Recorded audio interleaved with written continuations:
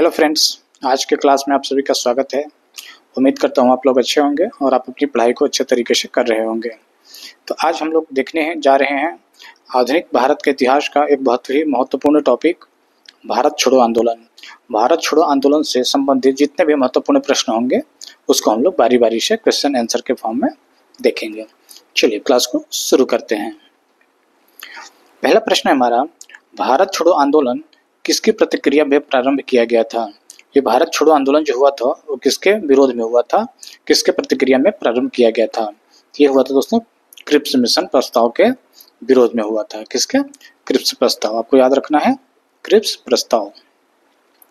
अगला प्रश्न हमारा, भारत के बालू से मैं एक आंदोलन उत्पन्न करूंगा जो कांग्रेस से भी बड़ा होगा, यह कथन किसका है? भारत के बालू से मैं एक ऐसा आंदोलन उत्पन्न करूंगा जो कांग्रेस से भी बड़ा होगा, तो ये किसका कथन था? तो ये कथन था दोस्तों महात्मा गांधी का। किसका था? महात्मा गांधी का।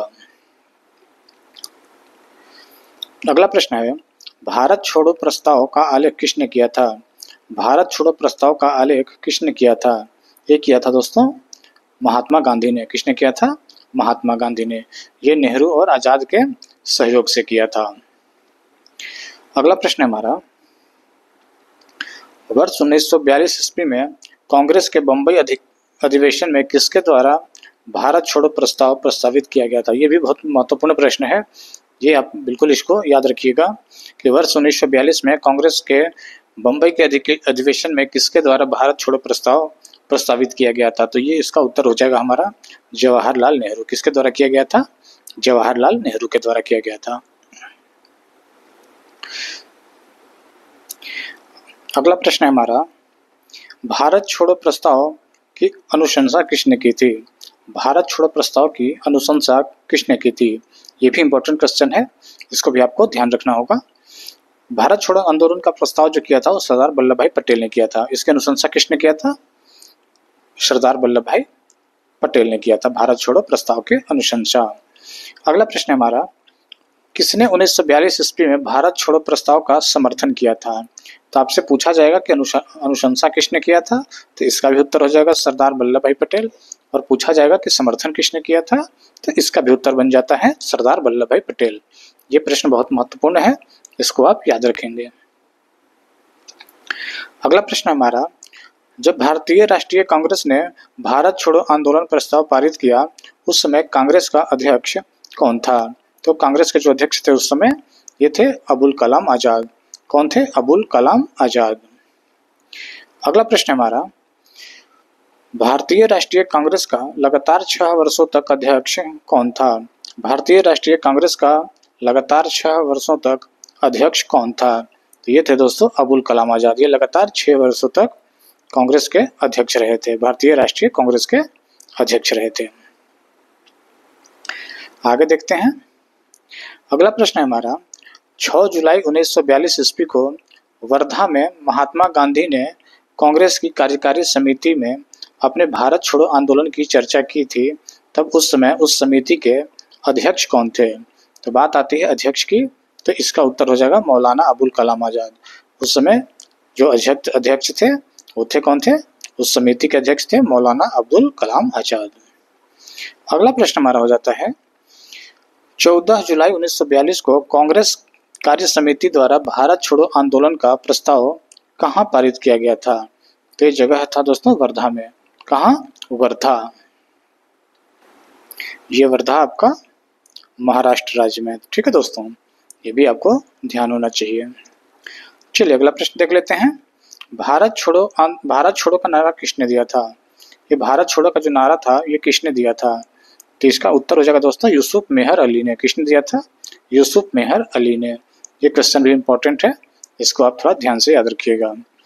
अगला प्रश्न हमारा, भारत छोड़ो आंदोलन के समय भारत का प्रधान सेनापति कौन था?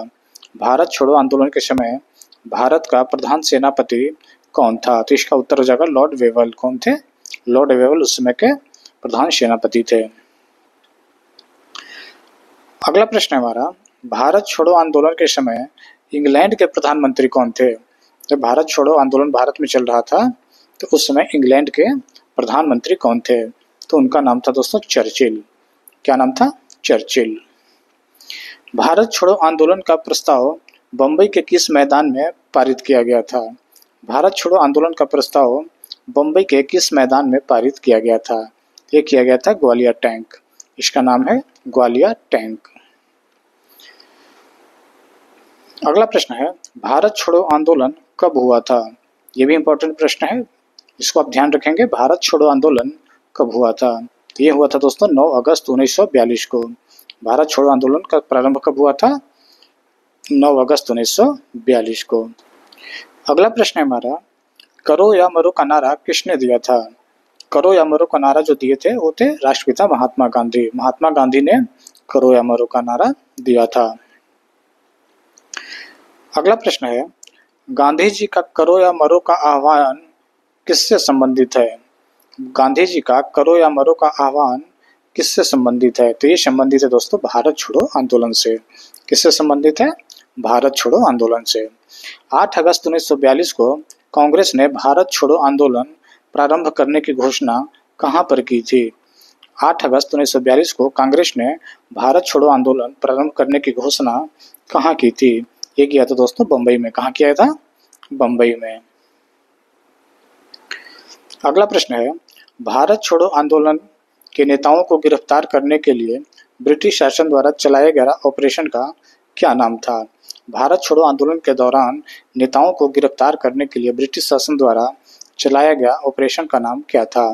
तो इसका नाम था दोस्तों ऑपरेशन जीरो पावर। ये भी आपको याद रखना है, ये भी इम्पोर्टेंट क्वेश्चन है। अगला प्रश्न है, भारत छोड़ो आंदोलन के संदर्भ में महात्मा गांधी को कहाँ बंदी बनाया गया था? तो इसका उत्तर हो जाएगा दोस्तों बम्बई में। बम्बई में महात्मा गांधी को बंदी बनाया गया था भारत छोड़ो आंदोलन के संदर्भ में। चलिए अगला क्वेश्चन देख लेते हैं। अगला क्वेश्चन है हमारा, भारत छोड़ो प्रस्ताव पारित होने के बाद गांधी जी को कहां पर कैद किया गया था? भारत छोड़ो प्रस्तावित पारित होने के बाद गांधी जी को कहां कैद किया गया था? तो इस जगह का नाम है आगा खां पैलेस।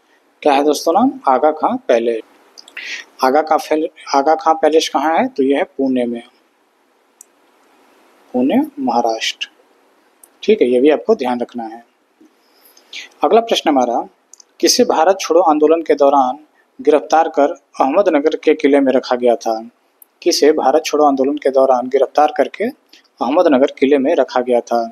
तो इसका उत्तर हो जाएगा जवाहरलाल नेहरू को, पट्टाभी सीतारामैया को, गोविंद बल्लभ पंत को। इन सबको रखा गया था अहमदनगर किले में। ये जो अहमदनगर किला है ये भी आपका महाराष्ट्र में स्थित है। चलिए आगे देखते हैं।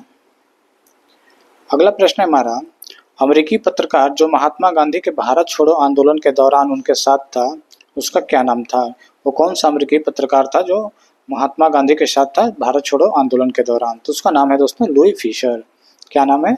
Louis Fischer. अगला प्रश्न है, किसने महात्मा गांधी को गेहूं की भूमि और टैगोर को गुलाब का उद्यान कहा था? महात्मा गांधी को गेहूं की भूमि कहा था और टैगोर को गुलाब का उद्यान कहा था। किसने कहा था? इसी अमेरिकी पत्रकार ने कहा था जिनका नाम था लुई फिशर ने। ठीक है दोस्तों, ये आपको याद रखना है, कई बार ये प्रश्न पूछा जा रहा है परीक्षाओं में। चलिए आगे देखते हैं। अगला प्रश्न है, भारत छोड़ो आंदोलन के समय कौन युवा महिला नेत्री अवज्ञा और प्रतिरोध का प्रतीक थी? भारत छोड़ो आंदोलन के समय कौन युवा महिला नेत्री अवज्ञा और प्रतिरोध का प्रतीक थी? तो इसका उत्तर हो जाएगा दोस्तों अरुणा आशफ अली। क्या नाम हो जाएगा इनका? अरुणा आशफ अली। ये आंसर आपको याद रखना है। अगला प्रश्न है हमारा, भारत छोड़ो आंदोलन के समय किसने कांग्रेस रेडियो का प्रसारण किया था? भारत छोड़ो आंदोलन के समय किसने कांग्रेस रेडियो का प्रसारण किया था? तो इनका नाम है उषा मेहता। क्या नाम है? उषा मेहता। ये भी आपको याद रखना है, ये भी इंपॉर्टेंट प्रश्न है। अगला प्रश्न है हमारा, कौन कांग्रेस रेडियो पर भारत छोड़ो आंदोलन की अवधि में नियमित रूप से कार्यक्रम प्रसारित करता था? जब भारत छोड़ो आंदोलन चल रहा था तो कांग्रेस रेडियो में उस समय कौन से व्यक्ति थे जो नियमित रूप से कार्यक्रम प्रसारित करते थे? तो उनका नाम है राम मनोहर लोहिया। उनका जो नाम है, क्या नाम है? राम मनोहर लोहिया। अगला प्रश्न है हमारा, भारत छोड़ो आंदोलन से उत्पन्न दंगे से कौन सा राज्य का सबसे अधिक क्षेत्र जो प्रभावित रहा था, वो कौन से राज्य हैं जो भारत छोड़ो आंदोलन में सबसे ज्यादा दंगों का शिकार हुए थे? तो इसका उत्तर हो जाएगा बिहार और उत्तर प्रदेश। ठीक है दोस्तों, ये दो राज्य हैं जिनमें अधिक प्रभाव हुआ था भारत छोड़ो आंदोलन से जो उत्पन्न हुआ था दंगा, उससे। तो आपको याद रखना है बिहार और उत्तर प्रदेश। अगला प्रश्न है, किसने भारत छोड़ो आंदोलन के दौरान जेल से फरार होकर भूमिगत गतिविधियों को संगठित किया था? किसने भारत छोड़ो आंदोलन के दौरान जेल से फरार होकर भूमिगत गतिविधियों को संगठित किया था? तो इनका नाम है जयप्रकाश नारायण। इनका नाम है जयप्रकाश नारायण। ये कौन से जेल से फरार हुए थे? हजारीबाग जेल से। हजारीबाग जेल से फरार हो गए थे। ठीक है, कब फरार हुए थे? दिवाली का रात था वो। ये भी आपको याद रखना है, ये प्रश्न भी बीपीएससी में पूछा जा चुका है। ठीक है दोस्तों, तो आपको याद रखना है ये कौन से नेता थे जो भूमिगत गतिविधियों को संगठित किया था, तो उनका नाम है जयप्रकाश नारायण। अगला प्रश्न है हमारा, भारत छोड़ो आंदोलन के दौरान बकरी का टापू में अखिल भारतीय आजाद दस्ता का गठन किसने किया था? तो इसका भी जो उत्तर हो जाएगा जयप्रकाश नारायण। ये कहाँ है आपका बकरी का टापू? ये नेपाल की तराई में है, वहीं इन्होंने भारतीय आजाद दस्ता का गठन किया था। अगर प्रश्न में पूछा जाए कि भारतीय आजाद दस्ता का गठन किस वर्ष हुआ था, तो ये भी आपको याद रखना है 1942। ठीक है दोस्तों, ये भारत छोड़ो आंदोलन के दौरान ही हुआ था। चलिए आगे देख लेते हैं। अगला प्रश्न है, भारत छोड़ो आंदोलन रूस तथा फ्रांस की क्रांति से कम नहीं था। ये किसने कहा था? ये कथन किसका था? किसने कहा था कि भारत छोड़ो आंदोलन रूस की क्रांति और फ्रांस की क्रांति से कम नहीं था? तो ये कहने वाले थे जयप्रकाश नारायण। ये भी इंपॉर्टेंट क्वेश्चन है, इसको भी आप याद रखिएगा। अगला प्रश्न है, गांधी के भारत छोड़ो आह्वान को किसने अद्वितीय आंदोलन कहा था? गांधी ने भारत छोड़ो आंदोलन का आह्वान किया था, तो किसने कहा था कि ये जो आंदोलन है वो अद्वितीय है? तो ये कहने वाले थे सरदार वल्लभ भाई पटेल। कौन थे? सरदार वल्लभ भाई पटेल। अगला प्रश्न है, भारत छोड़ो आंदोलन के दौरान किस नेता ने सरकार द्वारा की गई ज्यादतियों को शेर जैसी हिंसा कहा था? ये भी इंपॉर्टेंट क्वेश्चन है कि किसने कहा था, जो सरकार ज्यादती कर रही थी उसको किसने कहा था कि ये शेर जैसी हिंसा है? तो ये कहने वाले थे राष्ट्रपिता महात्मा गांधी। ठीक है, तो आपको ध्यान रखना है, इसका उत्तर हो जाएगा महात्मा गांधी। तो आज का क्लास यहीं समाप्त होता है। अगर आपको हमारी क्लासेस अच्छी लग रही हो तो इसको ज़रूर आप लाइक करें, अपना सुझाव कमेंट बॉक्स में ज़रूर लिखें और अपने दोस्तों के साथ शेयर भी करें। अगर पहली बार आप हमारे क्लासेस को देख रहे हैं तो प्लीज़ इसको सब्सक्राइब करना बिल्कुल ना भूलें, और सब्सक्राइब करने के साथ साथ बेल आइकन भी ऑन कर दें ताकि आपको नोटिफिकेशन रेगुलरली मिलता रहे। ठीक है दोस्तों, चलिए आज के क्लास को यहीं समाप्त करते हैं। जय हिंद, जय भारत।